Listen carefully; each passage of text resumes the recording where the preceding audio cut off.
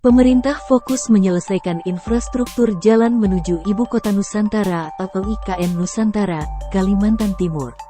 Termasuk menuntaskan pembangunan jalan tol Balikpapan, IKN Nusantara. Pasalnya, pembangunan jalan ini diperlukan untuk mengangkut logistik proyek-proyek IKN Nusantara. Dilansir dari Kontan, Kementerian Perencanaan Pembangunan Nasional Republik Indonesia, Badan Perencanaan Pembangunan Nasional, Kementerian PPN, Bappenas, menyatakan, anggaran pembangunan Ibu Kota Negara, IKN, Nusantara di Kalimantan Timur pada tahun di kisaran 23 triliun rupiah.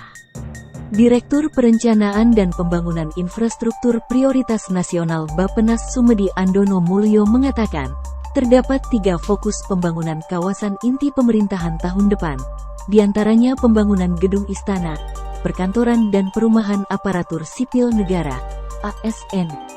Menurutnya, dari 2023 hingga semester 1 2024, pemerintah akan fokus pada 3 pembangunan tersebut dan juga pembangunan jalan tol. Sementara fokus pembangunan tahun ini adalah pada proyek jalan tol, untuk mengangkut material yang sampai akhir tahun ini masih diselesaikan, serta telah menyelesaikan pembangunan bendungan Sepaku Semot. Adapun Sumedi mengatakan, hingga 2024 pemerintah akan fokus membangun kawasan inti pemerintahan. Kemudian di 2024 hingga 2029, akan mulai membangun infrastruktur untuk IKN seperti pembangunan fasilitas kesehatan internasional, perguruan tinggi, hingga fasilitas kesehatan. Dari 2030 hingga 2034, sejumlah infrastruktur seperti angkutan umum massal, instalasi pengolahan limbah, dan instalasi pengelolaan air minum harus sudah selesai. Selanjutnya di 2035 hingga 2039, sektor pendidikan dan kesehatan akan berkembang pesat. Dan di 2040 hingga 2045, pembangunan IKN diharapkan sudah sempurna, ditandai dengan pengembangan industri berkelanjutan serta pertumbuhan penduduk stabil. Diketahui, Kementerian PUPR telah memulai sejumlah proyek pembangunan di Ibu Kota Nusantara atau IKN Nusantara, Kalimantan Timur, Kaltim. Hal itu dikemukakan Menteri PUPR Basuki Hadimuljono saat agenda rapat kerja dengan Komisi 5 DPR RI pada Senin, tanggal 28 November tahun 2022. Berdasarkan pemaparannya, proyek pembangunan IKN yang dilaksanakan Kementerian PUPR mencakup 4 bidang. Pertama, sumber daya air, terdapat 4 kegiatan senilai 1,08 triliun rupiah.